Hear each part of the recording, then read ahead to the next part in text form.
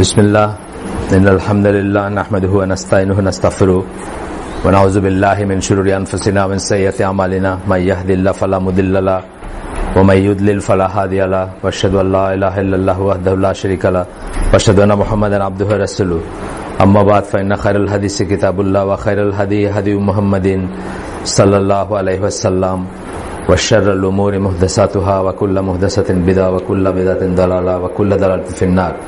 আসসালামু আলাইকুম ওয়া রাহমাতুল্লাহি ওয়া বারাকাতুহু। আমরা একদম লাস্ট চ্যাপ্টারে চলে আসছি, ইশের লাস্ট বলতে লাস্ট ফিউ পেজেস, তার কনক্লুশনের ঠিক আগের জায়গায় আছি আমরা। কনক্লুশন কয়েক পেজটা, তো সেটা আমরা গতদিন যেটুকু পড়ছিলাম তারপর থেকে পড়ি আজকে। তারা যারা বলে যে ইউসুফ এক্সট্রিমিস্ট, যারা চরমপন্থী, যারা তারা ইউসুফ আলাইহিস সালাম এর যে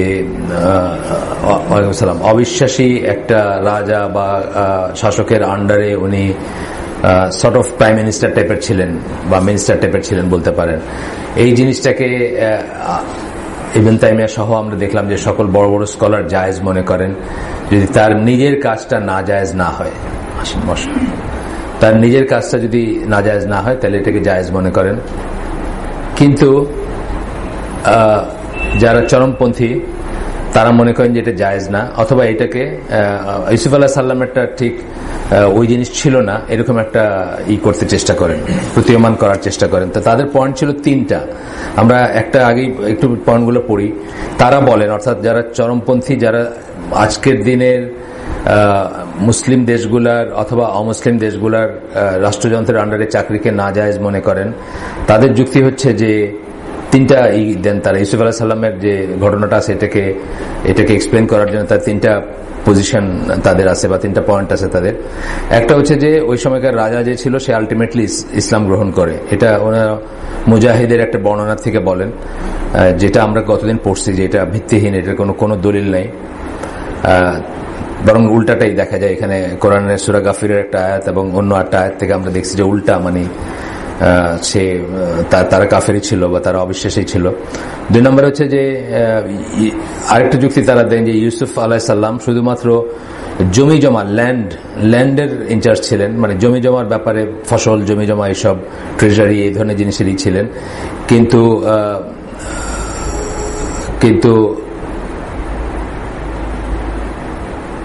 সেই জন্য তখনকার রাজার যে অন্যান্য ক্রিয়া কর্মকাণ্ডগুলো সেগুলোর রেসপন্সিবিলিটি তার উপর বর্তায় না।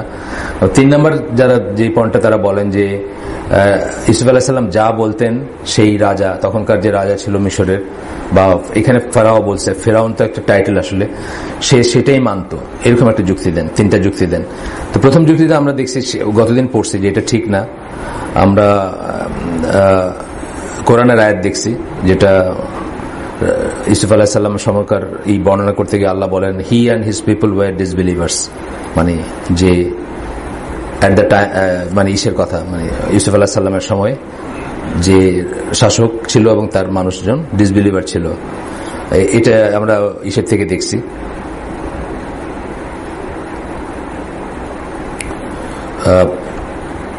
সূরা গাফিরের 34 নম্বর আয়াত, এটা আমরা রিপিট করতেছি না। আর তারপরে ইউসুফ আলাইহিস সালামের কথায় আছে O my two companions of the prison, যখন উনি জেলখানায় তার দুইজন সাথীকে বলেন যে are many lords differing among themselves better or Allah the one, অর্থাৎ তখন তারা মুশরিক ছিল সবাই, এবং সেই হিসাবে উনি বলতেছেন if not him you worship nothing but names which you have named you and your fathers, তোমরা এবং তোমার বাপরা যাদেরকে জাস্ট নাম, কতগুলো নামকে নামের তোমরা ইবাদত করো বা উপাসনা করো, এগুলো নাম ছাড়া কিছু না, শুধুমাত্র আল্লাহ, মানে তাওহীদের কথা বলছেন ইউসুফ আলাইহিস সালাম। কাদের? তার ইনমেটদের, ওইখানে যারা তার সাথে জেলে ছিল তাদের, সূরা ইউসুফের 39-40 নম্বর আয়াতে। এখান থেকে বোঝা যায় যে যখন ইউসুফ আলাইহিস সালাম ওই পোস্টটা নিছেন, মানে যে মন্ত্রিত্ব বা যাই বলেন, তখনও অবিশ্বাসী ছিল, মানে রাজাটা অবিশ্বাসী ছিল। এটা ছিল একটা পয়েন্ট। যে পরে ইমান আনছে কিনা এটা বিতর্ক যদি আমরা ছেড়েও দিই, এটার কোনো প্রমাণ নাই, কিন্তু ধরেন এটার বিতর্ক ছেড়ে দিল, যে সময় উনি একসেপ্ট করছেন পোস্টটা তখন সেই কিংটা ডিসবিলিভার ছিল। এটা একটা প্রমাণ যে ডিসবিলিভার কারো চাকরিও করতে পারবেন আপনি যতক্ষণ আপনার নিজের আমরা এটা আগে দেখছি দলিলগুলা, তারপরে নতুন চেহারা দেখতেছি কিছু, সেই জন্য বললাম যে আপনার যতক্ষণ আপনার নিজের কাজটা খারাপ কাজ না বা আল্লাহ বিরুদ্ধে কোনো কাজ না, এটা হচ্ছে একটা লাইন আর কি। যাই হোক, তো তাদের 2 নম্বর পয়েন্টে ছিল। 1 নম্বর পয়েন্ট আমরা গতদিন আলাপ করছিলাম। তাদের বলতে যারা তাকফির বা হিজরা এবং তারপরে তাদের অনুসারী যারা বা যুগে যুগে চরমপন্থী যারা আসছেন, তাদের এটা একটা লজিক। তারা ঢালাওভাবে গভর্নমেন্টকে তাগুত বলে এর কোনো চাকরি করা যাবে না এরকম একটা রুলিং দিয়ে থাকেন, উইচ ইজ নট রাইট আর কি।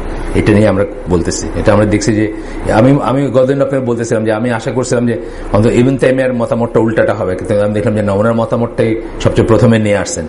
উনি বলছেন, আমরা এটা পড়ছিলাম গতদিন, উনি কি বলছেন যে এই চাকরি করা যাবে এবং এর কোনো সমস্যা না যতক্ষণ আপনি নিজে কোনো খারাপ কিছুতে যাচ্ছেন না বা নিজে কোনো করতেছেন না। এইখানে পড়ছিলাম আমরা ইবনে তাইমিয়া কি বলছিলেন, all praise be to Allah, yes, if he is striving for justice and removing of wrong to the best of his ability, his being in charge is better and more beneficial than the authority of others. সে যদি justice করার মানে সুবিচারের চেষ্টা করে, আদলের চেষ্টা করে, জুলুম সরানোর চেষ্টা করে, তাহলে তার জায়গায় একজন জালিম বা একজন অবিশ্বাসী বা একজন কাফের থাকার চেয়ে সে থাকাটা বেশি লাভজনক, মানে ইসলামিক পয়েন্ট অফ ভিউ থেকে। যে আমি একটা পড়লাম না, গতদিন আমরা পড়ছি। আজকে সেকেন্ড পয়েন্টটাতে যাচ্ছি, যে সেকেন্ড এইটা কি ছিল, শুধু ল্যান্ডের দেখাশোনা করতেন ইউসুফ আলাইহিস সালাম, তারা বলে, খারেজিরা অথবা এক্সট্রিমিস্ট যারা, তারা বলে এটারও কোনো এভিডেন্স নাই কোরআন, মানে কি বলে আপনার, মানে এটারও কোনো দলিল নেই এই কথাটা বলার যে উনি শুধু ল্যান্ডের দেখাশোনা করতেন আর কোনো কিছুরই ছিলেন না। সুতরাং ওই সময়কার রাজা যে অ্যাকশন গুলা সেগুলার উনি পার্ট ছিলেন না, এরকম বোঝাইতে চায়। এই কথা ঠিক না। এটা আমরা দেখবো কোরআনের আয়াতটা সূরা ইউসুফের 56 নম্বর আয়াতে আল্লাহ বলতেছেন, thus did we give established power to Yusuf in the land to take possession therein as when and where he pleased. তার মানে অনেকটা একটা সুপ্রিম অথরিটি হিসাবে উনি ছিলেন। এমন না যে শুধু একটা কর্নারে একটা জিনিসই দেখতেছেন বসে বসে, বুঝছেন না, এরকম ব্যাপার না আর কি। একটা সুপ্রিম অথরিটি হিসাবে ছিলেন। আপনাদেরকে কথা প্রসঙ্গে বোধহয় বলছিলাম যে আমার বার্মিজ কলিগ ছিল, তার শ্বশুর তার ওয়াইফ ডাক্তার এবং তার শ্বশুর ছিলেন বার্মার মিলিটারি গভর্নমেন্টের ইলেকশন কমিশনের একজন। তো এখন ওই যে পজিশনটা, ওইটা কোনো পজিশন না, মানে ওনার আসলে কিছু করণীয় নাই, এরকম একটা পজিশন। এবং ওনার নামটাও উনি চেঞ্জ করে ফেলছেন। ওনাদের সবাই বার্মিজ নাম ছিল, মুসলিম নাম নাই আর কি, বা থাকতে পারবে না, এরকম একটা বার্মিজ নাম থাকতে হবে। তো ওই কি মং টং অং মার্কা থাকে না, ওই মার্কার নাম ছিল আর কি। আমার সাথে যে চাকরি করতে তার নাম ছিল উ উইন্ডিন, মুসলমান, কিন্তু তার ছেলের নাম ছিল মিয়থু। এটা নিয়ে আমি লিখছি কোথাও, ছেলে পিচি এতটুকু মিয়থু। তো বছর কয়েক পরে তার সাথে আবার আমি সেল করছি ওই উইন্ডেনের সাথে। ততদিনে সে অস্ট্রেলিয়ার ব্রিসবেনে সেটেল করছে, ব্রিসবেনের কাছে কোথাও একটা জায়গায়। তা আমি বললাম কি অবস্থা, তোমার ছেলে কেমন আছে? বলে হ্যাঁ, আমার ছেলের তো এখন নাম হলো ব্রায়ান থু, বুঝছেন না, আগে ছিল মিয়থু। মানে যখন বার্মিজদের ভিতর থাকছে তখন মিয়থু, এখন বার্মিজদের থেকে বাইরে হয়ে গিয়েছে ওখানে এখন নাম তার ব্রায়ান থু। মানে মুসলমানদের নামের ক্রাইসিস আর কি। আপনি দেখবেন হঠাৎ দেখবেন যে একটা নাম দেখবেন কেমন কেমন লাগতেছে, পরে বুঝবেন যে ওইটা একটা মুসলিম নাম স্প্লিট করে লিখছে দেখে আপনি বুঝতেছেন না। একটা বলছিলাম না, আমাদের সময়কার জিওলজি ডিপার্টমেন্টের ফার্স্ট হয়েছিল, আমেরিকায় স্কলারশিপ নিয়ে গিয়ে পড়াশোনা করছে পরে আর কি, রাজশাহী ক্যাডেট কলেজের অরিজিনালি।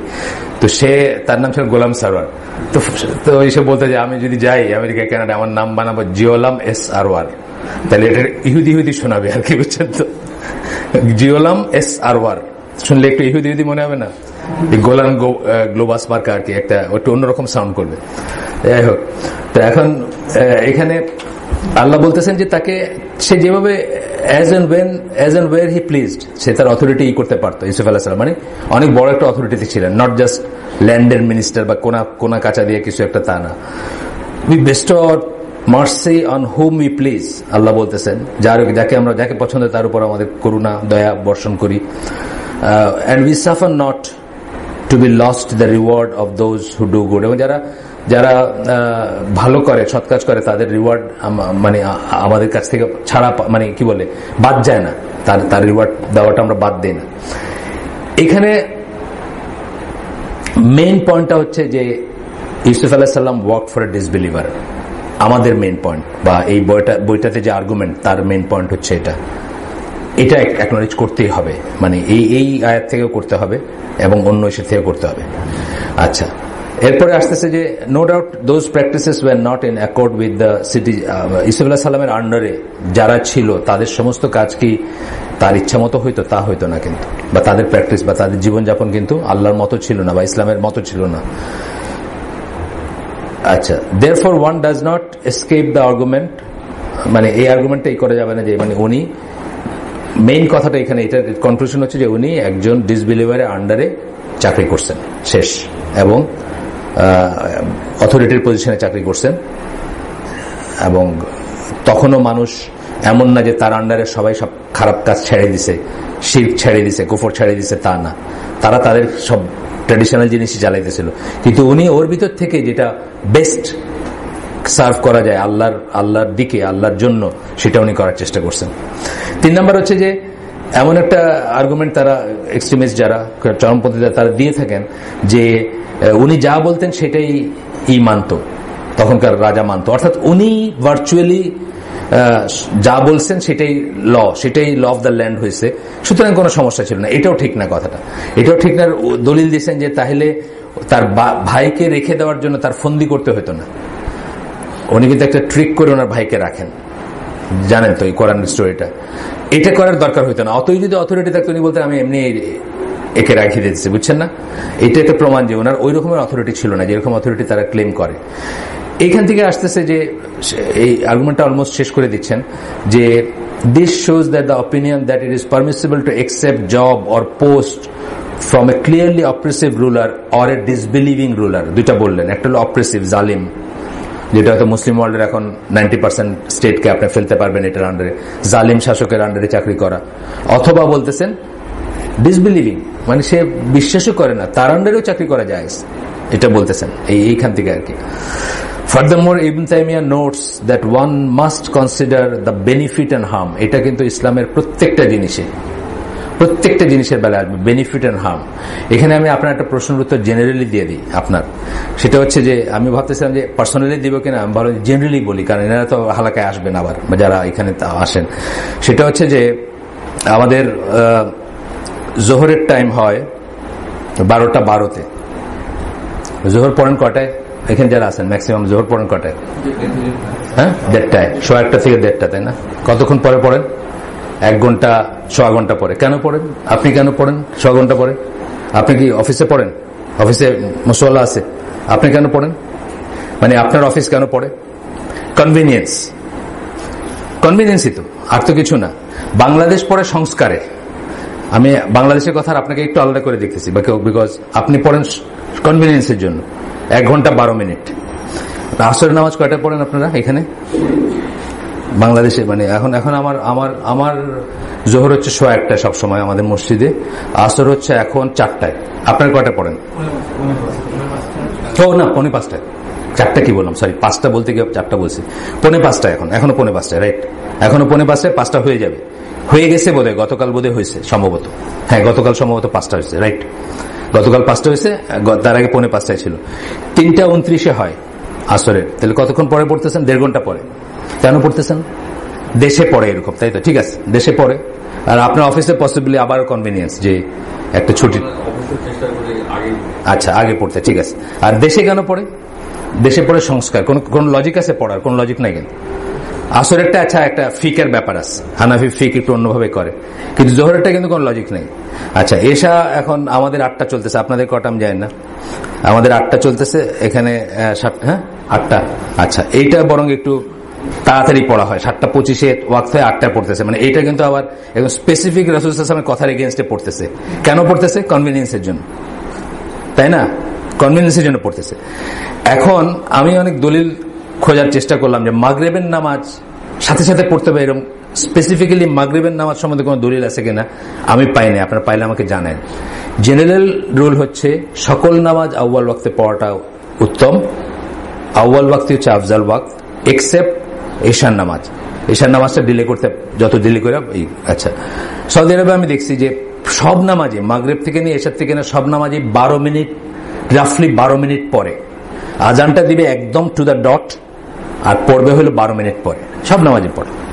এশার নামাজও তাই পড়ে তারা, কারণ এটা যদিও ডিলে করে পড়া উচিত, কিন্তু তারা তাদের বাজার সদাইয়ের সময় হচ্ছে এশার পরে, আর সারাদিনে তাদের কোনো সময় নেই। আসলেও তাদের লাইফটা এরকম নামাজ কেন্দ্রিক লাইফ বা এই অন্যরকম লাইফ না একটু। সুতরাং এশার পরেই কিন্তু তাদের সমস্ত বাজার সদাইয়ের সময়, মানে কাঁচা বাজার থেকে নিয়ে সব তারা তখনই করে। তো এই জন্য তারা ওইটাকে ডিলে করে না। আমার কথা হচ্ছে যে যদি স্পেসিফিক্যালি মাগরিবের নামাজ আলাদা করে আজানের সাথে সাথে পড়তে হবে এমন কোনো কন্ডিশন না থাকে, তাহলে আর সকল নামাজের সাথে এটা কোনো ডিফারেন্স নেই। আচ্ছা, এখন বাংলাদেশে মাগরিবের ওয়াক্ত থেকে 1.5 ঘন্টা, অর্থাৎ যখন আজান পড়ে তাতে 1.5 ঘন্টার সময় থাকে। আমরা গতদিন হালাকার সময় 15 মিনিট দেরিতে 6:15 আমরা করছি, 15 মিনিট দেরিতে ধরেন পড়ে 20 মিনিটই ধরেন, 20 মিনিট দেরিতে আমরা যে কজের জন্য করছি সেই কজের জন্য করাটা যতটুকু জাস্টিফাইড, আর যত কটা নামাজ আমরা ডিলে করতেছি বা আগে আনতেছি কোনোটা এরকম জাস্টিফাইড না, তাই না পয়েন্টটা? কারণ আমরা কি অনেক দূর দূরান্ত থেকে, আমাদের যাত্রাবাড়ির থেকেও এখানে আসেন, সাভার থেকে, জাহাঙ্গীরনগর থেকে এখানে হালাকা শুনতে আসেন। আজকে আসছেন গাজীপুর থেকে, উনিও আসেন। সেই লোকগুলার একটা কোয়েশ্চেন যদি আমরা করতে পারি তাহলে এটা অনেক বেনিফিট আছে। বাকিগুলো কিন্তু আমি কোনো বেনিফিট ছাড়া, এখানে কনভিনিয়েন্স এবং সংস্কার। ঠিক যেরকম জোহরের নামাজ 1:30টায় পড়াটা একটা সংস্কার, আমাদের আসরের নামাজ 5টায় পড়াটা একটা সংস্কার, আবার এশার নামাজ আগে আগে পড়াটা সংস্কার, আবার রোজার দিনে আগানো পিছানো ফজরের নামাজ সংস্কার, ওই রকমই একটা সংস্কার হচ্ছে মাগরিবের নামাজ সাথে সাথে পড়তে হবে। কিন্তু আসলে এটা কোনো দলিল নাই, এই তাড়নাটার কোনো দলিল নেই। তাহলে আমরা যদি ওই কজে, যেখানে আমাদের নিয়ন্ত্রণ নাই, যে আমাদের স্কলাররা অনেক দূর দূরান্ত থেকে আসেন, ধরেন উত্তরার থেকে, গাজীপুর থেকেও আসেন, তারা এসে অনেক সময় চেষ্টা করে পৌঁছাতে পারেন না সময় মতো, তখন হয় কি হালাকার সময়টা খুব ছোট হয়ে যায়, তারপরে তো কোয়েশ্চেনের করেন না। তাহলে আমরা একটা বেনিফিটের কথা আমার এটা মনে হলো যে আমরা কিন্তু একটা বেনিফিট চিন্তা করে ডিলেটা করতেছি, এবং আমি মনে করি এটা ওয়ার্থ। আপনাকে আমি বোঝাতে পারছি মোটামুটি কনভিন্স না, মানে কনভিন্স কিনা বলেন? আপনার অফিসের ডিলে করা, আপনার আগানো, আচ্ছা ওটা আপনি আগায় পড়েন, ওইটা তো খুব ভালো কথা, আগায় পড়েন যেখানে আপনার নিয়ন্ত্রণ আছে। কিন্তু আমি বলতেছি যে আমরা কিন্তু লাঞ্চ বলেন, এটা বলেন, অনেক কিছুর জন্য কিন্তু এপাশ এপাশ করি, কিন্তু তাগিদ দেওয়া হয়েছে জেনারেল কথা এটা, যে আউয়াল ওয়াক্ত হচ্ছে আফজাল ওয়াক্ত, এক্সেপ্ট এশা এবং জোহর ইন টাইম অফ ওই মক্কা মদিনার যে গরম আর কি, মানে সূর্যের সময়, ওইটার সময় আলাদা। আমাদের দেশে ওটা অ্যাপ্লিকেবল না, আমার দেশে বরং উল্টাটা আর কি, আমাদের দেশে তপ্ত হয় একটু পরে। তো যাই হোক, এখন কথা হচ্ছে যে এই কারণে আমরা ডিলে করি। 2টা কারণ বললাম। একটা হচ্ছে যে আমাদের স্কলাররা সময় রাখতে পারেন না, দেখা যায় যে তারা যে সময় আসেন তারপরে সময়টা খুব অল্প থাকে, প্রশ্ন উত্তর করতে গেলে 1টা 2টা দিলেন শেষ, আর ব্রেক পড়লে ওটা স্টার্ট করলে আবার 0 থেকে স্টার্ট করতে হয়, এটাও ঠিক। তো আমরা জাস্ট 10-15 মিনিট ডিলে করি, 10-15 মিনিট ডিলে করি, এটা 110% জায়েজ, 1 নম্বর। আর এই রিজনে তো আরো বেশি জায়েজ, কারণ এটা একটা বেনিফিট আছে, অন্যগুলো কিন্তু কোনো বেনিফিট নেই আমরা যেগুলো ডিলে করতেছি বা আগে নিতেছি। সুতরাং ইনশাল্লাহ আমরা একটু ধৈর্য ধরবো, এবং আমাদের দেশে যে এইটা আছে ওইটাও ঠিক না। যে আমি আপনাদের গল্প বলছি যে আমার বাড়ি হলো 200 গজের ভিতরে, আপনি গেছেন তো, 200 গজের ভিতরে মসজিদের। তা আমি একদিন হায়াল ফালা বলতেছে, তখন বাড়ির হাফওয়ে আর কি রাস্তায়। তো আমি আমার ভাতিজা জিজ্ঞেস করতেছি যে কিরেন নামাজের প্রথম রাকাত পাবো? বলে হায়াল ফালা যখন আর পাবেন না, মানে এখন তো নামাজ আজান শেষ হবে আর ইকামত দিতে শুরু করবে। মানে এইটা কিন্তু ছোটবেলা থেকে আমি দেখতেছি, এটা আপনার নতুন নিজের কিছু একার কিছু বলতেছে না, এই দেশেরই একটা ফিলিং যে মাগরিবের নামাজটা, এই জন্য দেখেন মাগরিবে কিন্তু এইটা বেশি হয়, মানে অ্যাটেন্ডেন্সটা বেশি হয়। একটা ধারণা এরকম যে এই সময়টা চলে গেলে বোধহয় মাগরিবের নামাজ নাই, ওয়ারেজ আমাদের দেশে কিন্তু 1.5 ঘন্টা, এখন আমাদের দেশের স্প্যানটা 1.5 ঘন্টা। ইংল্যান্ডে আমি দেখছি 2.5 ঘন্টা হয়, একটু উইন্টারে আর সামারে ভ্যারি করে। উইন্টারের দিন ছোট কিন্তু টয়লেট বড় হয়, আবার সামারের দিন বড় কিন্তু টয়লেট ছোট হয়, মানে টয়লেটের সময়টা ছোট হয়। তো আমি তো দেখছি 2.5 ঘন্টা পর্যন্ত নামাজ পড়তে পারো এখানে, মানে ধরেন উইন্টারের সময় এই লন্ডনে, মানে নর্দার্ন ল্যাটিটিউডে আর কি। তো এটা আসলে মানে স্বামী প্রসঙ্গটা আনছে, আমি বললাম যে ওয়ান্স ফর অল সবাইকে জানাইলাম আর কি যে আমরা কেন করি, এবং এটা কিন্তু বেনিফিট দেখে করি। মুসলমানে কিন্তু যে কোনো অ্যাকশন বেনিফিটের একটা ব্যাপার আছে। এমনকি একটা বৈধ কাজও অনেক সময় একটা বৈধ কাজ করাতে কোনো বেনিফিট নেই, তাহলে সেটা করবেন না। কালকে যে বাচ্চাদের আমি গীবত নিয়ে পড়াতেছিলাম বা মিথ্যা কথা নিয়ে বলতেছিলাম, মিথ্যা কথা এবং গীবত নিয়ে বাচ্চাদের সাথে একটা ছোট সেশন হয়েছে। যে কোনো একটা কথা বা আপনার কথা যদি বললেও যা না বললে তা হয়, ইউ বেটার কিপ কোয়াইট। মানে বললে যে বেনিফিট, না বললে সেই বেনিফিট, এটা যদি হয় তাহলে আপনি চুপ করে থাকেন, এটাই শ্রেয়। এখানে একটা ছিল আর কি, হাদিস ছিল বা আসার ছিল। তো আসেন এখন আমরা দেখি ইবনে তাইমিয়া কি বলতেছেন যে বেনিফিট এবং হার্ম করতে হবে যখন আমরা একটা চাকরি নিতেছি বা করতেছি। ধরেন আপনাদের ওই দিন বলতেছিলাম যে দুই একটা ডিপার্টমেন্ট বা দুই একটা জায়গায় দেখবেন একটা ভাই ঘুষ খায় না। ফর এক্সাম্পল রাজুকে যদি এমন একটা মানুষ বাইর করতে পারতেন যে ঘুষ খাওয়া ছাড়া আপনার ফাইলটা করবে, কত বড় একটা মানে এহসান হইতো জিনিসটা। তো এখন এই লোকটাকে যদি সরাই দেন আপনি, তার জায়গায় কে যাবে? 99% এমন কেউ যাবে যে ঘুষ খাবে, তাই না? ইউজুয়ালি তো এটা এই যুক্তিতে আমি বলতেছিলাম যে এইখানে সেই লোকটার ওইখানে থাকাতে, চাকরিতে থাকাতে বেনিফিটটা বেশি, হার্মের চেয়ে বেনিফিট বেশি। এরকম দেখবেন আপনি অনেক অনেক অফিসে গিয়ে দেখবেন যে আপনি কল্পনা করেন না যে এই কাজটা করে দিবে ঘুষ ছাড়া, কিন্তু একটা লোক করে দিল। এখন ওই লোকটাকে যদি আপনি বলেন যে না, তোমার এখানে চাকরি করা হারাম, তা আপনি কি সমাজের বেনিফিট করলেন নাকি হার্ম করলেন? এইটা বলতেছেন আর কি, লাইনটা এটা। তো বলতেছেন যে even if the one taking the post is engaged in some act of wrongdoing, as long as his intention is to fulfill what is correct and to establish justice, যদি ইন্টেনশন, নিয়তটা যদি হয় যে যেটা কারেক্ট সেটা করবে এবং আদল বা ইনসাফ কায়েম করবে, তাহলে যদি ধরেন কিছু রং জিনিস সে থেকেও যায়, তাহলেও তার চাকরিটা করা উচিত। কিছু রং জিনিস মানে কি, অনিচ্ছা সত্ত্বেও ধরেন আপনি বাংলাদেশ পুলিশে চাকরি করেন, আপনি প্যারেড করবেন না? প্যারেড করবেন তো, but you don't agree with the parade. কিন্তু আপনার ইন্টেনশন হলো যে বাংলাদেশ পুলিশ থেকে আপনি জাস্টিসই করবেন, ঘুষ খাবেন না, মানুষ যেন সুবিচার পায় এটাই করবেন। তা যদি হয় তাহলে আপনি সেটারই হবেন, অ্যাজ লং এজ স্পষ্টত আপনি কোনো জুলুমের ইসে অংশগ্রহণ করতেছেন না। এটা যদি আপনি এনশিওর করতে পারেন, সেটা হলে অবশ্যই ছেড়ে দিবেন, তা নাহলে আপনি চাকরিটা করবেন।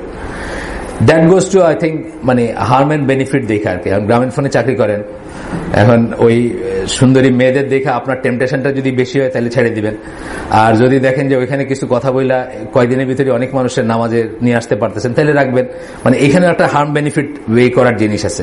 কিন্তু আমি যেটা বলি সবসময়, যেটা গেজ করবেন যে কোনো ইন্টারেকশনে ওনার সাথে যদি আমি দুইটা কথা বলি, হয় উনি আমাকে ইনফ্লুয়েন্স করবেন, না আমি ওনাকে ইনফ্লুয়েন্স করব।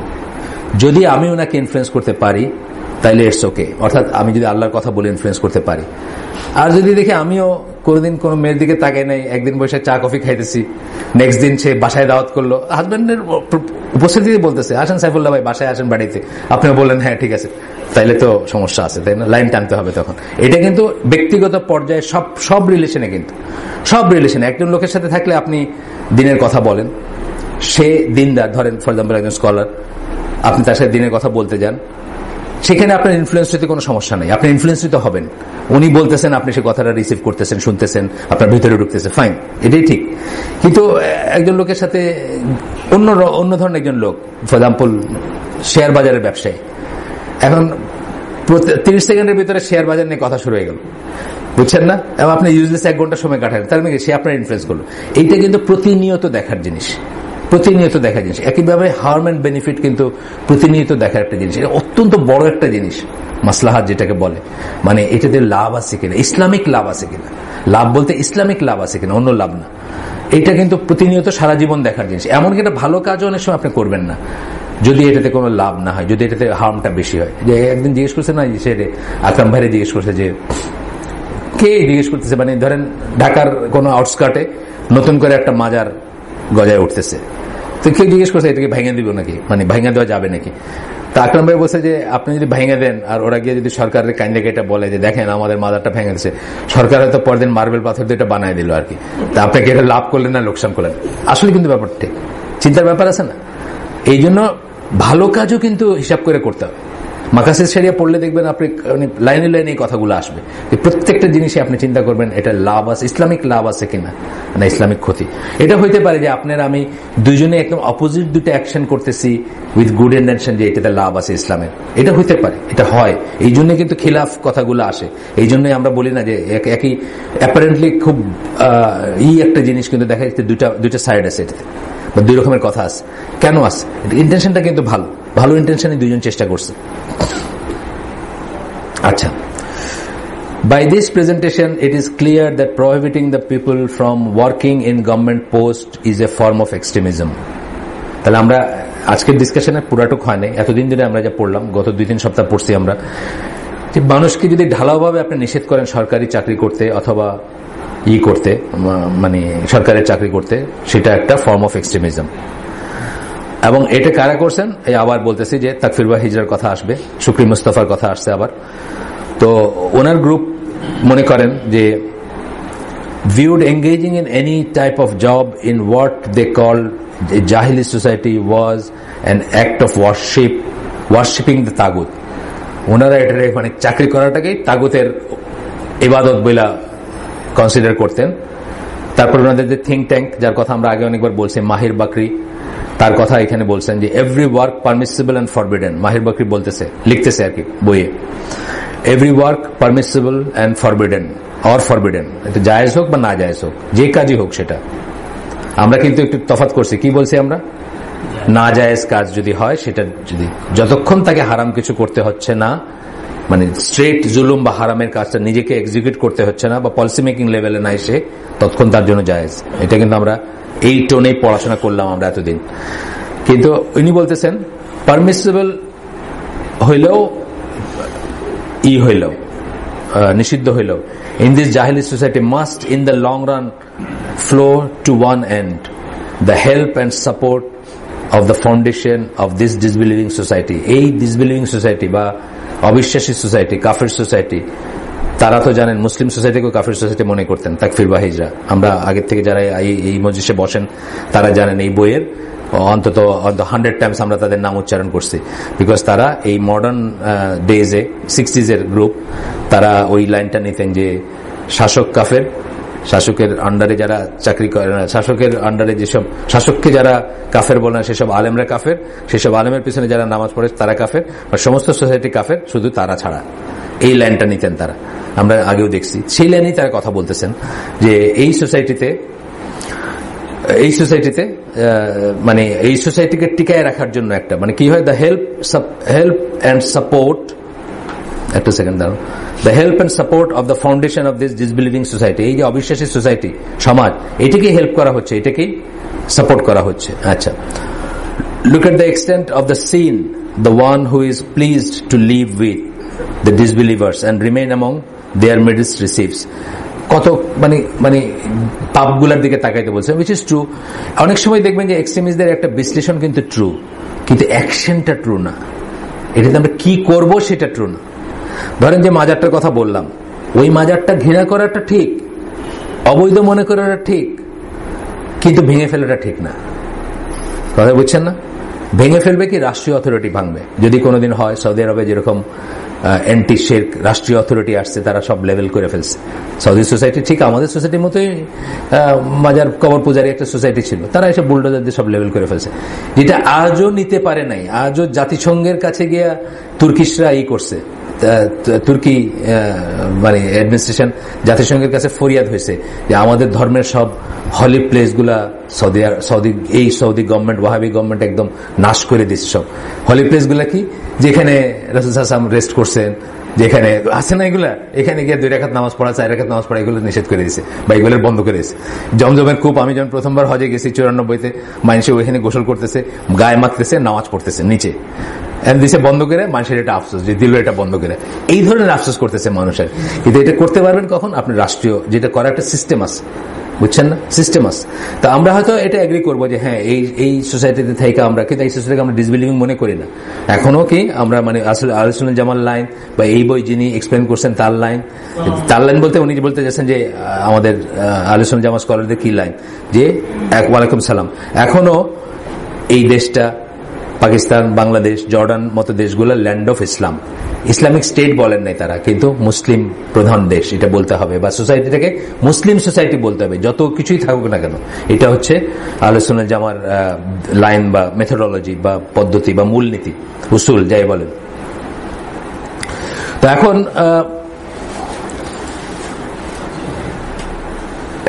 এরকম লাইন নিচ্ছে তারা। শুকরি মুস্তাফার কথা একটু আসবে এখানে। শুকরি মুস্তাফা আবার বলতেছেন, এখানে বুঝতে হবে যে এই কথাগুলার, এই আর্গুমেন্টগুলোর মূলে কি, that view of theirs is build upon their view that the land is a land of কুফর।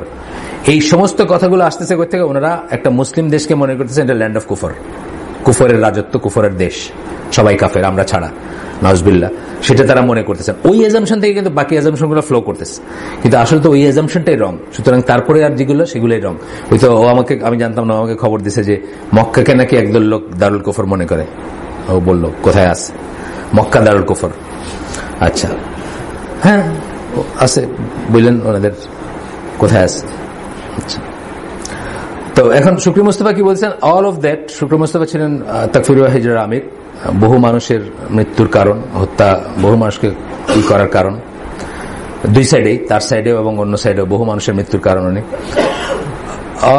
All of that is sources of his, মানে বলতেছেন যে যে লোকটা শাসক, অথরিটিতে যে আছে, all of that is but the authority of the তাগুত, যে ক্ষমতায় আছে, his jurisdiction and the sources of his godhood, মানে তাই সেই ইলা।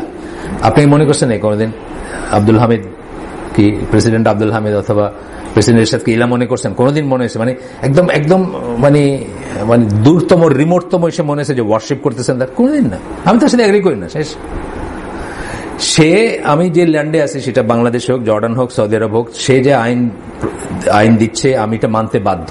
Not necessarily I agree with all of those. যে ল্যান্ডেই থাকবেন আপনি, আপনি আমেরিকাতে আছেন, আপনি যদি গিয়ে থাকেন নিজ ইচ্ছায়, আপনাকে ধরে নেন কেউ, তার মানে কি আপনি ওই ল্যান্ডের ল মেনে চলবেন, এই নিয়ে আপনি ওইখানে গেছেন? নট নেসেসারিলি মানে আপনি এগ্রি করেন এখানে। আমি আপনাদেরকে একটা উদাহরণ দিচ্ছি যে এখানে বাংলাদেশে সেকেন্ড বিয়ে করতে হলে প্রথম বউয়ের পারমিশন লাগে। আমি এটার সাথে এগ্রি করি না, কিন্তু আমি মানতে বাধ্য না। আমার পুলিশে নিয়ে যাবে, জেলে দিয়ে দিবে, আমি মানতে বাধ্য একটা কথা, এগ্রি করা হচ্ছে একটা কথা। আচ্ছা, তো কেউ আমরা কিন্তু গডহুড বলে মনে করি নাই যে একটা সেটা সৌদি আরব হোক, সেটা জর্ডান হোক, সেটা পাকিস্তান হোক, সেটা বাংলাদেশ হোক, যেখানে মুসলিম দেশ বলে আমরা ডিফাইন করতেছি, কোথাও কিন্তু আমরা করে মনে করতেছি না, কাউকে গড মনে করতেছি না। আচ্ছা, those who enter into his system মানে রুলারের system, are nothing but his slaves and custodians of his pulpit, বুঝছেন তো, his pulpit। এখনো পর্যন্ত এভারেজ মসজিদ কিন্তু কাস্টোডিয়ান কারো পালপিটের কাস্টোডিয়ান না, কারো পালপিট মনে করে, এখনো মনে করে না এভারেজ মসজিদ। গ্রামে গঞ্জে যত মসজিদ, কমে মাদ্রাসা, তারা দিন যতটুকু জানে ততটুকু তারা বলে, তারা তো দিন জানে না, এটা আমি অস্বীকার করি না, কিন্তু তারা কারো ক্রিয়নক যেটাকে আমরা বলি, বা তারা কারো কথায় চলতেছে, এটা আমি মনে করি না। হয়তো অবস্থা বুঝা, এটি তো সবসময়কার জন্য প্রযোজ্য যে অবস্থা। আমরা তো এখানে পড়ছি যে এমন একটা সময় আসতে পারে যে আপনাকে সমস্ত কর্মকাণ্ড বন্ধ করে নিজস্ব মানুষের ভিতর শুধু কথা বলবেন। সেটা যদি না হয় শুধু নিজের পরিবারের ভিতর যাবেন, সেটা যদি না হয় পরিবার ছেড়েও যেতে হইতে পারে আপনাকে। আপনার পরিবার আপনাকে এমন বিরোধিতা করবে যে তাদের থেকে আপনি আলাদা হয়ে আলাদা থাকবেন, এটা তো সিচুয়েশন অনুযায়ী করবেনই আপনি। কিন্তু এখন পর্যন্ত কি এরকম হয়েছে নাকি যে হিজ পালপিট বলার মতো অবস্থা হয়েছে বাংলাদেশে? না, আমি তো মনে করি না। আমি তো মনে করি ইভেন এসেও তারা একেবারে খুব সেন্সিটিভ জায়গার যে মসজিদগুলো আছে ওইখানে তো তারা, আমি দেখি যে তাদের মতো করেই কথা বলেন। ধরেন এয়ারফোর্সের এই মসজিদটাতে আমি নামাজ পড়ছি, জুমার নামাজ রিসেন্টলি পড়ছি, এবং আর্মির যে গোল সে আমার বন্ধুর মায়ের জানাজা হইলো, এখানে গেছিলাম। তারা তো এখন পর্যন্ত মানে আমার তো কোনোদিন মনে হয় না যে অন্য কারো প্রম্পটেড কথা তারা বলতেছেন, তারা নিজেদের মতো করে বলেন। হ্যাঁ, একটা নীতি নির্ধারণের ভিতর থাকেন, এটা থাকতেই হবে। আপনি যতদিন, এটাই তো ল এবং ললেসনেস এর ব্যাপারটাই এটা, যে আপনাকে একটা ডিসিপ্লিনের ভিতর থাকতে হবে। আপনি ইচ্ছা মতো যা ইচ্ছা তা বলতে পারেন না, যে কোনো জায়গায়, এটা যে কোনো জায়গায় প্রযোজ্য। ওমর রাদিয়াল্লাহু আনহু কি সবাই তার উপর খুব স্যাটিসফাইড ছিলেন? সবাইকে তার অ্যাকশনগুলো খুব পছন্দ করছেন? হয়তো করেন নাই, কিন্তু তাদেরকে মেনে চলতে হয়েছে। ইমারাত বা আপনার রুল বা ল এটাই হচ্ছে। আমরা দেখছি যে এখানে যখন পড়াশোনা করছি বা আরো অন্যান্য এসে আসছে, যে রাসূল সাল্লাল্লাহু আলাইহি ওয়াসাল্লামের আগে কোনো গভর্নমেন্ট কিন্তু ছিল না আরাবিয়ান পেনিনসুলাতে। উনি কিন্তু গভর্নমেন্টের কনসেপ্টটা দিলেন, যে যার যেরকম ইচ্ছে চলা যাবে না, যে যার ট্রাইবাল লিডার এটা করা যাবে না, সবাইকে একটা কমন ইস্যুর ভিতর আসতে হবে, কমন সিস্টেমের ভিতর, কমন রুলের ভিতর আসতে হবে, বুঝছেন না? যাই হোক, এরপর কি বলতেছেন শুকরি মুস্তাফা? বলতেছেন তাকফির ওয়া হিজরার আমির, there is nothing among the things we mentioned, not even a piece of trash that is removed by the order of the municipality in the land of the Taghut, except that it falls under his godhood. godhood হইতে যাবে কেন? এটা তো আপনার মানে তার কথা ছাড়া একটা ট্র্যাশ মিউনিসিপ্যালিটি ট্র্যাশ সরায় না। এটা তো একটা চেইন অফ থিংস। এটা আরেকটা স্টেটে হবে না, আরেক স্টেটেও হবে। তার মানে কি ওমর রাদিয়াল্লাহু আনহু যদি এটা হয়ে থাকে, তাকে কেউ পূজা করছে? করে নাই। বুঝছেন না ব্যাপারটা? মানে এটা একটা অন্যরকম লাইন। এটা লাইনটা নিচ্ছেন এই জন্য যে উনি মনে করতেছেন এটা শাসক কাফের, শাসকের আন্ডারে আলেমরা সব কাফের, আলেমদের আন্ডারে আমরা যারা নামাজ পড়ি মসজিদে গিয়া সবাই কাফের, এই ধরনের একটা লাইন নেওয়াতেই কিন্তু উনি এই কথাগুলো বলতেছেন, যেটা আমরা এগ্রি করি না। এই চ্যাপ্টারটা শেষ। এখন হচ্ছে সবচেয়ে শেষ চ্যাপ্টারটা, সবচেয়ে চ্যাপ্টারটা মানে মূল্যবান চ্যাপ্টারটা। 11:26 আমরা 11:15 পর্যন্ত যাব। এটা হচ্ছে কনক্লুডিং চ্যাপ্টার। আপনাদের বলছি এটা একটা থিসিস। এই থিসিসটা বৎসরের পর বৎসর ধরে গবেষণা করতে হয়েছে। থিসিসটা শেষ হয়েছে। শেষ হওয়ার পরে উনি কনক্লুড করতেছেন কতগুলো পয়েন্ট দিয়ে। এটাই হচ্ছে জিস্ট। এতদিন আমরা যা পড়লাম, এই বইটা যারা আজকে অনেকে নতুন আসছেন, আমি পরিচিত হওয়ার চেষ্টা করব। এই বইটার নাম হচ্ছে religious extremism and the lifes of contemporary Muslims, ধর্মীয় চরমপন্থা সমকালীন মুসলিমদের জীবনে আর কি। এটা একজন উনি ইমাম সাউদ ইউনিভার্সিটি, যেটা আমরা বলি ইসলামিক ইউনিভার্সিটি, আপনারা জানেন তো এটা 1 নম্বর ইসলামিক ইউনিভার্সিটি কিন্তু সৌদি আরবের, নট মদিনা ইউনিভার্সিটি। আমরা যদি জানি না অনেকে, মানে রেটিং এ এটা 1 নম্বর ইসলামিক ইউনিভার্সিটি, মদিনা ইউনিভার্সিটি না কিন্তু। আচ্ছা, এবং সবচেয়ে পুরানো ইসলামিক, সবচেয়ে প্রথম এবং পুরানো ইসলামিক ইউনিভার্সিটি। আচ্ছা, এটা উনি ওইখানে পড়াশোনারত, পরে টিচার, পড়াশোনা করতেছিলেন তখনকারই আপনার কি বলে থিসিস, মাস্টার্স থিসিস। ওনার নাম হচ্ছে ডক্টর আব্দুর রহমান ইবন মোয়ালা আল-লুহায়েক আল-মুতায়রি। এই বইটা ট্রান্সলেট করেছেন জামালউদ্দিন জারাবোজো আমেরিকাতে। আপনার জারাবোজোর নাম অনেকে হয়তো জানেন। নন আরব ওয়ার্ল্ডে আমি ওনাকে 1 নম্বর স্কলার হিসেবে করি, নন আরবদের ভিতর আর কি। আমি পার্সোনালি ওনাকে করি, ওনাকে কনসিডার করি। এবং এই বইটা আপনার লেকচার ফর্মে ইংরেজিতে আপনারা পাবেন, কি বলে ইন্টারনেটে বা কোথাও পাবেন, লেকচার ফর্মে পাবেন। উনি করছেন। আর আমাদের ওয়েবসাইটে মোটামুটি ভাবে আপনি দেখবেন যে এটা করা আছে আমাদের, না তাই না, মোটামুটি ভাবে সব পর্বগুলো আছে। আপনারা যদি চান আপনারা ওইখানে দেখতে পাবেন ইনশাল্লাহ। মোটামুটি ভাবে এই হিসাবে আছে, কি বলে ওই, হ্যাঁ, অডিও লেকচার গুলো সিরিয়ালি আছে, হয়তো একটা দুইটা এদিক সেদিক সরে যেতে পারে। আর এটা সেপ্টেম্বর 11 অনেক বছর আগে লেখা বই। এই কথাটা আমি বলে দিই সবাইকে যারা নতুন আমাদের এখানে আসেন। এটা হচ্ছে 1411 হিজরির বই, এখন হচ্ছে 38 চলতেছে। 38 থেকে 11 গেলে কত, 27 বছর বোধ হয়, তাই না? 38 থেকে 11 গেলে 27 বছর, 27 বছর, 27 ইসলামী বছর আগের বই। আর সেপ্টেম্বর 11 হচ্ছে মাত্র 16 বছর আগে, না? তাহলে এই বইটা অনেক আগের একটা বই। এবং এটা সেপ্টেম্বর 11 কোনো রিয়েকশন না, এটা বোঝাটা খুব ইম্পর্টেন্ট। কারণ আমরা বলি ইসলামী যে কোনো কিছুর দলিল যখন আমরা দিব অথবা যে কোনো ঘটনা বলবো, স্পেস এবং টাইম দুইটাই ইম্পর্টেন্ট। যদি না বলেন এটা মিনিংলেস হয়ে যায়। কোন পরিস্থিতিতে আর কবে বলছেন কথাটা, নাহলে মিনিংলেস হয়ে যায়। আমরা দেখি না নাসিক মানসুক আয়াতগুলা, দেখি না কোরআনের আয়াতগুলা, আপনি যে আয়াতটা বলতেছেন এটা কবেকার আয়াত, এটা খুব ইম্পর্টেন্ট জিনিস। তার কারণ তার পরের যেটা আয়াত আসছে সেটা হয়তো ওটাকে মনসুখ করে দিচ্ছে। এই জন্য স্পেস টাইম জানাটা খুব ইম্পর্টেন্ট। যে কোনো ঘটনারও, ধরেন আলবানি কবে জন্ম হয়েছে আর ইবন হাজার আল আসকালানি কবে জন্ম হয়েছে, এটা জানাটা খুব ইম্পর্টেন্ট। ইবন হাজার আল আসকালানির ধরেন 500 ইয়ার্স পরে আইসা আলবানি যদি তার একটা দলিলকে রিফিউট করে থাকেন, তাহলে এটা চিন্তার বিষয় আছে। আর যদি আগে কেউ এই কথাটা বলে থাকতো যেটা ইবন হাজার আসকালানির উল্টা হয়, তাহলে আমরা কি ধরবো যে ইবন হাজার আসকালানির পরে এসে এটা বলছেন, তাহলে আগেরটাকে উনি রিফিট করে ওনারটা বলছেন, তাই না? ব্যাপারটা এইটা জানাটা খুব ইম্পর্টেন্ট, স্পেস টাইম। এই জন্য আমি সবসময় বলে দিই যে এই বইটা কিন্তু সেপ্টেম্বর 11 রিয়েকশন না, প্রতিক্রিয়া না, বা ওইটার হিসাবে আসে নাই, ব্যাকলেশ হিসাবে আসে নাই। এটা আমরা গুলু জিনিসটা, আমাদের গুলু বা চরমপন্থা কোরআনের ওয়ার্ড, এক্সট্রিমিজমটা কোরআনের ওয়ার্ড, এটা আমরা অনেক বছর আগের থেকে জানি। এই দুনিয়া এক্সট্রিমিজম নিয়ে কথা বলার আগের থেকে জানি, মুসলিমরা জানি। এবং আমাদের একটা ডেফিনেট লাইন আছে, ওই লাইনে আমরা এটাকে ঠিকই আমরা এটাকে প্রতিহত করার চেষ্টা করছি, প্রতিরোধ করার চেষ্টা করছি, নিন্দা করার চেষ্টা করছি, বাট নট থ্রু দেয়ার আইস, পশ্চিমা জগতের চোখ দিয়ে না। এটা আমাদের মতো করে আমরা করব বা করছি, আমরা আগেও করছি, এখনো করব।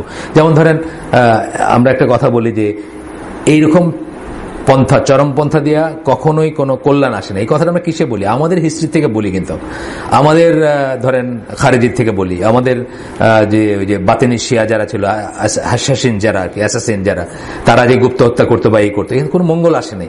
এটা আমাদের এক্সপিরিয়েন্স এনাফ, তো ওদের শিকার কোনো দরকার নেই আমাদের। আমরা যদি আমাদেরটুকু জানতাম তাইলে কিন্তু আমাদের বোঝা উচিত ছিল যে this is right and this is not, বুঝছেন না? এটা আমাদেরকে কেউ বোঝানোর ব্যাপার নেই, কিন্তু আমাদের এটা অ্যাপোলজিটিক যেন না হয়, মানে আমরা যেন মানে ওদেরকে খুশি করতে গিয়া বানায় বানায় কথা বললা বা ই করে খুশি না করি। কালকে আমি একটা ডকুমেন্টারি দেখতেছিলাম, এটা পুরানো, অনেক পুরানো ডকুমেন্টারি, ফরিদ জাকারিয়া ই করছে, ওয়াই ডু দে হেট আস।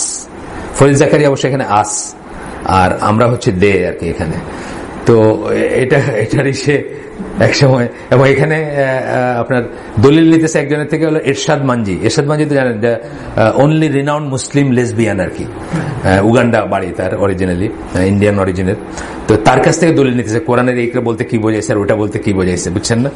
আচ্ছা, যাই হোক, তো বেশ মানে একটা মানে, তো ওইখানে দেখবেন একজন লোক বলতেছে, হ্যামট্রামিক বলে একটা শহর আছে, জানেন তো না, ইসের এই যে মিশিগানে, এটা কিন্তু মুসলিম শহর। এখন মুসলিম শহর কোন সেন্সে?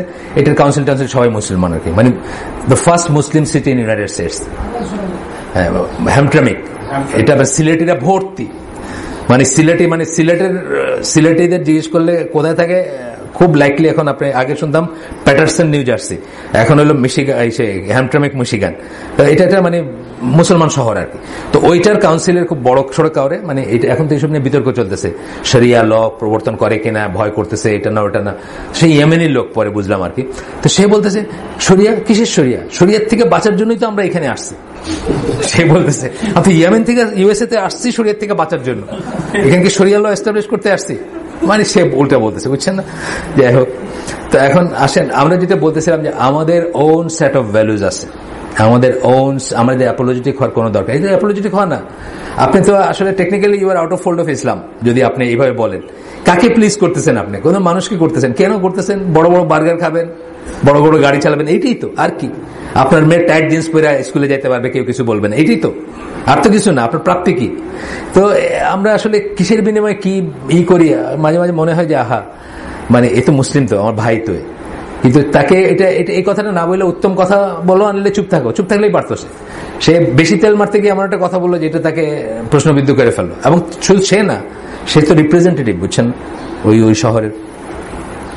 যাই হোক, আমরা কনক্লুশন গুলো পড়বো ইনশাল্লাহ 11:15 পর্যন্ত। প্রথম কনক্লুশন হচ্ছে, উনি বলতেছেন যে I now throw down my journey staff মানে লাঠি আর কি।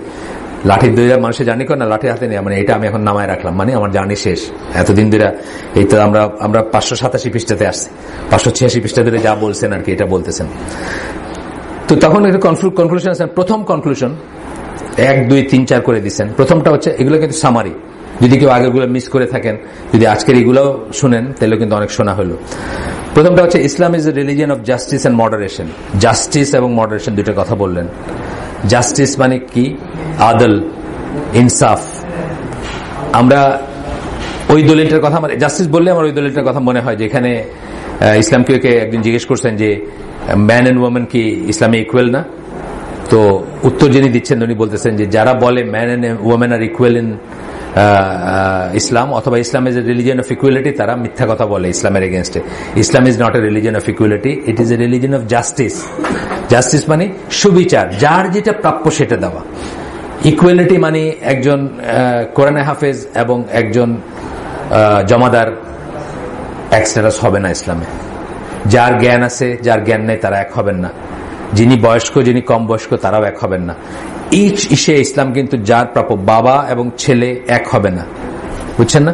কিন্তু যার যেই সময়, স্পেস এবং টাইমে যার যেটা প্রাপ্য ইসলাম সেটা তাকে দিতে চায়। যখন বাচ্চা ছোট, বাবা তখন আল্লাহর কাছে responsible for all action of বাচ্চা। যখন বাচ্চাটা সে বড় হয়ে গেল, অ্যাডাল্ট হয়ে গেল, সে রেসপন্সিবল ফর বাপমার প্লাইট বা অবস্থার জন্য। যার যেটা প্রাপ্য, যেই কস্ট সেকশনে যেটা প্রাপ্য, সেটা নিশ্চিত করে ইসলাম, জাস্টিস। আর মডারেশন কি বললাম? বিটুইন এনি টু এক্সট্রিম, যে কোনো জায়গায়। এটা কিন্তু যেখানে আপনার চয়েসের ব্যাপার আছে, যেখানে চয়েসের ব্যাপার নাই। এখন 4 রাকাত জোহর, এটা অর্ধেক কইরা মডারেট কইরা 2 রাকাত করার, মডারেশনে 2 রাকাত, মধ্যপন্থী হয়ে 2 রাকাত পড়ার, 4 রাত জিরোর মাঝখানে তো 2 হয়, এটা করার স্কোপ নেই, 4-4ই। কিন্তু ধরেন তাহাজ্জুদের নামাজ 1 ঘন্টা পড়বো, সারা রাত পড়বো নাকি অর্ধেক রাত পড়বো, এখানে মডারেশন। ঘুমাবেনও পড়বেন, ঘুমাবেনও তাহাজ্জুদও পড়বেন, এরকম যত জায়গায় আছে মডারেশন। আমরা সাধারণভাবে দুইটা বলি কি, বিটুইন খারেজিস এন্ড মুরজিয়া, এটা একটা বলি। খারেজিরা কি, সবাই কাফের, সবাই এই যে যেটা পড়লাম আমরা একটু আগে, সবাই কাফের, সবাই তাগুত, সবাই মুশরিক, সবাইরে মাইরা ফেলো, কেটে ফেলো, খারেজি। মুরজিয়া কি, কোনো কিছুতেই কিছু আসে যায় না, একবার লা ইলাহা ইল্লাল্লাহ বলছে আর কি করলাম, কিছু আসে যায় না। আহলে সুন্নাত জামারি হচ্ছে ইন বিটুইন মুরজিয়া এন্ড খারেজি, এই দুইটা এক্সট্রিমের মাঝখানে। আর একটা আমরা বলি বিটুইন তাকলিদ এন্ড তাকফির। তাকলিদ মানে অন্ধভাবে কারো পেছনেই করা, তাকলিদ মানে তাকফির মানে তাকে রিজেক্ট করা বা তাকে কাফের মনে করা, এর মাঝখানে আমাদের অবস্থান। আমরা অন্ধভাবে কারো করতে চাই না, আবার কথায় কথায় কারো তাকফির করতে চাই না। এইরকম দেখবেন সবখানে দেখবেন মডারেশন কথাটা আসছে, মডারেশন কথাটা আসবেই, ইসলামের কথা আসলেই মডারেশন কথাটা আসবে। এবং এইটাই ছিল সাহাবীদের লাইন, এটাই ছিল রাসূল সাল্লাল্লাহু আলাইহি ওয়াসাল্লামের লাইন। এখন আমরা অনেকে নিজে নিজে পড়ে .com ইসলাম থেকে এক একজন এক একটা লাইন নিয়েছি, ভালো লাগে বলে নিয়েছি, কিন্তু লাইনগুলো আমার এটা শুনতে ভালো লাগে। আচ্ছা, এরপরে কি বলছে, hence it prohibits both form of deviation, extremism by going beyond the proper limits and negligence is not meeting the minimum limits, যেটা বললাম between খারেজি and মুরজিয়া, যেটা বললাম এই কথাটা উনি আরেকভাবে বললেন, টার্ম দুটো ইউজ করেন না কিন্তু কথাটা একই বললেন। আচ্ছা, সেকেন্ড কনক্লুশন হচ্ছে Islam is a religion of is. যেখানে পারমিটেড, এখানে যে কোনো দুটা চয়েসের ভিতর ইজিটা নেওয়াটাই হচ্ছে সুন্নাহ। যেদিন রাসূল সাল্লাল্লাহু আলাইহি ওয়াসাল্লাম জার্নি করতেছিলেন, যুদ্ধে যাচ্ছিলেন বা রমাদানের ভিতরে নিজে রোজা ভাঙছেন, ওইটাই সুন্নাহ। কেউ হয়তো ভাঙেন নাই, তাদেরটা হয়তো জায়েজ, কিন্তু সেটা সুন্নাহ না, কারণ আল্লাহ রাসূল সাল্লাল্লাহু আলাইহি ওয়াসাল্লাম ইজিটা বেছে নিয়েছেন। যেটা অপশনের ভিতরে ইজি অপশনটা বেছে নিয়েছেন, অলওয়েজ দেখবেন যখন ইজি অপশনটা বেছে নিয়েছেন দেখবেন। তো বলতেছেন যে this is one of its clearest feature, whereas কিন্তু খারেজি যারা অথবা যারা এক্সট্রিম লিনিং আছে, তারা কিন্তু যে কোনো জিনিসের শক্ত জিনিসটা বেছে নিয়ে মনে করে যে পায়েটি, শক্ত জিনিসটাকে বেছে নিয়ে পায়েটি। আমরা এখানে পড়ছি না যে রাসূল সাল্লাল্লাহু আলাইহি ওয়াসাল্লামের সময় একজন লোক ছায়ায় দাঁড়াচ্ছেন না হজের জার্নিতে, কেন? উনি রোদে কষ্ট করবেন এবং উনি মনে করছেন ওটাতে সব বেশি, আল্লাহ রাসূল তাকে ছায়ায় যেতে বলছেন। আল্লাহ রাসূল বলছেন this is not the true thing. এইরকম দেখবেন যতখানি কষ্টের মানে এটা কিন্তু এই যে হিন্দুদের থেকে অথবা খ্রিস্টানদের থেকে আসছে, যে নিজেকে কষ্ট দেওয়া, নিজেকে করার ভিতরে একটা, সাহাবীরাও কিন্তু বলছেন রাসূল সাল্লাল্লাহু আলাইহি ওয়াসাল্লামকে, ইয়া রাসূলুল্লাহ আমরা খাসি হয়ে যাইতেন, খাসি হয়ে গেলে তার কোনো আর্জ নাই, কোনো নাই, আর্জ থাইকা তারপরে এটার ভিতরে স্ট্রাগল করা এবং বেঁচে থাকাই হচ্ছে পায়েটি। খাসি হয়ে গেলে তো খুব ইজি, আপনার কোনো আর্জি নাই, তো আপনি তো ভালো থাকা, কোন দিকে চোখ যাবে না আপনার, বুঝছেন না? কিন্তু ওইটা থাইকে চোখ যাবে, চোখটাকে যদি সংযত করতে পারেন দেন আপনি পরীক্ষায় উত্তীর্ণ হইলেন, বুঝছেন না?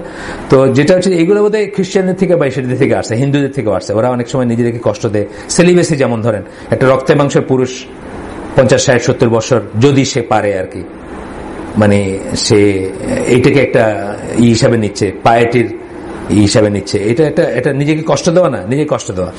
বা যেটা আমরা বলি যে ইসলামে এটা একটা এক্সট্রিমিজম, বা আমরা বলি যে শীতের রাতে ঠান্ডা পানি দিয়া অজু করে মনে করলাম আমি খুব পায়াস, অথচ গরম পানি ঘরে আসে, সেটা হলো এক্সট্রিমিজম। কারণ ওই যে বললাম ইজটা সবসময় করে এখানে আসছে। তো বলতেছে যে it is also a religion of facility and easiness. For that reason it commands that people be treated in an easy way with gentleness and softness when being called to Islam. এবং এই জন্যই বলে যে ইসলামের দিকে ডাকার সময় soft ভাবে ডাকবেন, ইজি ভাবে ডাকবেন, স্মুথ ভাবে ডাকবেন, অনেক কিছুই তারই করবেন। যেমন ধর আমরা একটা বাসায় করি, হালাকা করি, সে ওই যে উত্তরায় ভর্তি ছিল সামনের দিকে আপনার ওই শোপিস, মূর্তি মার্তি এইসব, আস্তে আস্তে বলছি সব সরে গেছে। হঠাৎ ওই দিন একজন খেয়াল করতেছেন যে ওই ঘরের কোনায় উপরে কি একটা আয়াত মার্কার লেখা একটা কাগজে স্টিক করা আছে 2 সাইডে, তা আমাকে দেখাচ্ছেন। তা আমি দেখে খেয়াল করলাম যে আসলে জিনিসটা, তা আমি তাদের বললাম যে হবে ইনশাল্লাহ, আস্তে আস্তে হবে, অর্থাৎ বলবো আমি তাদেরকে।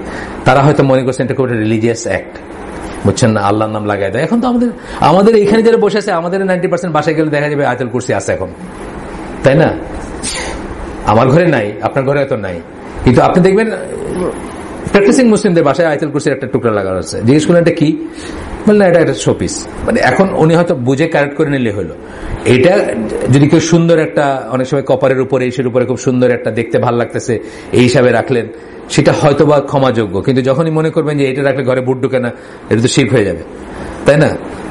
ছোট শিখ বড় শিখ দুইটা যে কোনটা হইতে পারে। এইটার জন্য একটা সময়ের দরকার আছে।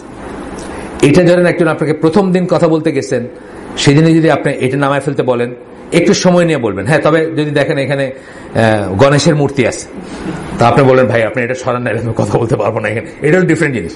গণেশের মূর্তি একটা মুসলমানের ঘরে রাখা আছে, ধরেন কথার কথা। আর যদি বিধর্মী হয়, হ্যাঁ গণেশের মূর্তি থাকা অবস্থায় আপনি তার একটা দাওয়াত দিয়ে আসলেন, একদিন 2 দিন 3 দিন 4 দিনের দিন বললেন, সে মুসলমান না, সে এখনো বিধর্মী, 4 দিনের দিন 5 দিনের দিন বললেন যে ভাই এটা তো কোনো নেই, বুঝছেন না?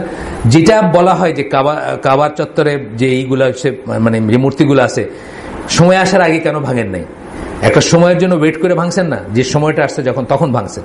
তার আগে তো ওইখানে নামাজ পড়ছেন না, ওইখানে নামাজ পড়ছেন ওইখানে, বা যেইটা করতে গেছিলেন, যে উমরাটা করতে গেছিলেন, যেটা হয় নাই, সেটা যদি করতে পারতেন, কি করতে, তখন কি মূর্তি থাকতো না ভিতরে? মূর্তি থাকা অবস্থায় করতেন। তো বুঝতে হবে যে সবকিছুর জন্য একটা সময় আছে, ইজ যেটা বলতেছেন আর কি। 3 নম্বর পয়েন্ট হচ্ছে Islam is also the religion of forbearance, মানে ধৈর্যের ধর্ম। আমরা তো বলি, আমার কাছে যে সফটওয়্যারটা আছে আহমদ শাকেরের করা, পুরানো, হয় যে আপনি যেটা করে দিলেন না এসে, এটা এখন আর অবসোলিউট হয়ে গেছে, এই এক্সপি তো আর কেউ ইউজ করে না। তো সে জানি কি করে দিচ্ছে আর কি, কোনো মতে আমি এটা ইউজ করতে পারি। কিন্তু খুব সুন্দর ছিল সফটওয়্যারটা, আপনি সার্চ অপশন ছিল, আপনার শব্দ সার্চ, থিমেটিক সার্চ, তারপরে তাজবিদ, অনেক কিছু ছিল। জানেন এটা অন্যদিকে দেখেন তো, অন্য নতুন করে করছে নাকি এটা, আহমদ শাকের ওনার নাম, এসে থাকেন, ক্যালিফোর্নিয়াতে আছেন, লেবানিজ অরিজিনের। তো আপনার ওইটাতে আমি রাফ সার্চ দিয়ে দেখছি 69 টাইমস আসছে পেশেন্টলি এইগুলা, আর ইমপেশেন্ট বা অন্যান্য সাইটগুলো তো আরো আসছেই। তো ইসলামের এই ধৈর্য বা সহনশীলতা বা মেনে নেওয়া বা পুট আপ, যেটা বলে টু পুট আপ উইথ বলি না আমরা একটা কথা, মানে আপনার সাথে আমি আপনাকে টলারেট করে আপনার সাথে আসছি, এই জিনিসটা খুব ইম্পর্টেন্ট জিনিস। আমাদের একটু হলে সম্মানে বাইরে যায় বা লেগে যায়। আব্দুল্লাহ ইবনে উবাই রাসূলুল্লাহ সাল্লাল্লাহু আলাইহি ওয়াসাল্লাম বলছে তুমি আমার পাশে আসো না, গন্ধ লাগে। আপনি চিন্তা করছেন কি বলছে সে, কিন্তু যেহেতু পার্সোনাল বলছে, এটা কথাটা পার্সোনাল না, এটা পার্সোনাল ইনসাল্ট। আল্লাহ রাসূল কিন্তু এটাকে কোনো করেন নাই, গায়ে মাখেন নাই, পার্সোনাল ইনসাল্ট করুক, আমার দিনকে করে নাই, বা বুঝছেন তো। কিন্তু দিনের একটা ইনসাল্ট যখন কি করছে, কাব ইবনে আশরাফের ওই গল্পটা, তখন আল্লাহ রাসূল এটাকে টলারেট করেন নাই, তখন ওইটাকে রাষ্ট্রীয়ভাবে মিট করছেন। ওটা বুঝতে হবে। তো আমাদের হচ্ছে ধর্মটা হচ্ছে ধৈর্যের ধর্ম, কোএক্সিস্টেন্সের ধর্ম। আমরা পালায় যাব না। আমরা ওই যে বলছিলাম যে মানুষ একটা সমাজের ভিতর থেকে, এই হাদিসটা আমি জানতাম না আগে, যে মানুষ একটা সমাজের ভিতর, প্রতিকূল সমাজের ভিতর থেকে সমাজের মানুষের গালি গালাজ, টিজ এবং মানে বিদ্রোহ এগুলো সহ্য করে, he is better then that Muslim who ফ্লিজ away, যে চলে যায় এবং গিয়ে একলা সেক্লুডেড থেকে ভালো থাকে তার চেয়ে। তার মানে এই যে সহনশীলতা, এই যে ধৈর্য, এই যে নেওয়া, এটা হচ্ছে ইসলাম এটাকে অ্যাপ্রিসিয়েট করে, এটাকে সেকেন্ডেড করে। 4 নম্বর হচ্ছে লেক্সিক্যালি আল-গুলু means going beyond the limit. Beyond the limit, একটা লিমিটের বাইরে চলে গেলেন। আপনার লিমিটটা কিসের লিমিট? লিমিটটা হচ্ছে যে পারমিসিবিলিটির লিমিট, অথবা একটা কাজের একটা রিয়েকশন দেখানোর লিমিট, অথবা একটা অ্যাকশন দেখানোর লিমিট, সবকিছুরই। মানে একটা কাজে, মানে আপনাকে আমি কি বললাম তার একটা রিয়েকশন থাকতেই পারে, সেই রিয়েকশনটা ওভার রিয়েক্ট করলেন, ওভারডুইং থিংস, এইরকম সেন্স আর কি। তো বলতেছে যে এটার আগেই বলছেন ওনারা যে কতগুলো শব্দ এখানে প্রথম চ্যাপ্টারে, প্রথম 1-2 চ্যাপ্টারের ভিতরে বলছেন যে আত-তাতাররুফ, আত-তাশাদ্দুদ, আল-তানাত্তা, আল-উনফ, এই কথাগুলো কাছাকাছি শব্দ। গুলুর সাথে, গুলু এক্সট্রিমিজম, তার সাথে কাছাকাছি শব্দ। এটা এই নিয়ে একটু কথা বললেন যে মানে কি বলছেন, কাছাকাছি কি জিনিস। Shariate definition of al-ghulu is passing beyond the established limit by either praising or disparaging something more than it is deserving. খুব ইম্পর্টেন্ট একটা ডেফিনেশন দিছে। এই ফোনটা ধরেন, কথার কথা, এটাকে আমি প্রেজ করতে পারি অথবা তুচ্ছতাচ্ছিল্য করতে পারি, দুইটার কোনোটাতেই লিমিট ক্রস করা। একজন শাসক, সে পারফেক্ট না, সে শিরকের কথা বলছে, সে কুফরের কথা বলছে, সেটাকে ঠিক যতটুকু ডিজার্ভ করে ততটুকু বলে বলা একটা কথা। আর ঢালাওভাবে গোটা ইজিপশিয়ান সোসাইটিকে কাফের বলে ফেললাম, শাসক কাফের, শাসকের আন্ডারে যারা এই কাফের, বুঝছেন না?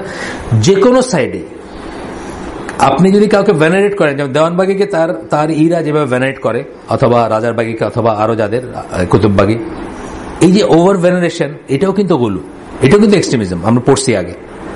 আবার সমালোচনা করতে গিয়ে আপনি একজন মুসলিমকে কাফের বলে বলতেছেন, এটাও কিন্তু এক্সট্রিমিজম। বুঝতে হবে জিনিসটা, মানে প্রপার পার্সপেক্টিভে আসতে হবে যে কোনো কিছুকে। কিন্তু সেটা যতটুকু সে ডিজার্ভ করে, সমালোচনা হইলেও ততটুকু, আর প্রেজ হইলেও ততটুকুই দেওয়া তার উচিত। আচ্ছা, 6 নম্বরটা হচ্ছে extremism has historical roots of it to it. One finds extremist groups of sects in Muslim society. The contemporary extremists benefited from the extremists of the past by using the same arguments and proofs for their own views. আপনি দেখবেন যে খারেজিরা যা করছে, এরাও কিন্তু তাই করতেছে। Historical root আছে না, খারেজিরা আলী রাদিয়াল্লাহু কাফের বলছে, এরা মসজিদুল হারামের খতিবকে কাফের বলতেছে, একই জিনিস কিন্তু।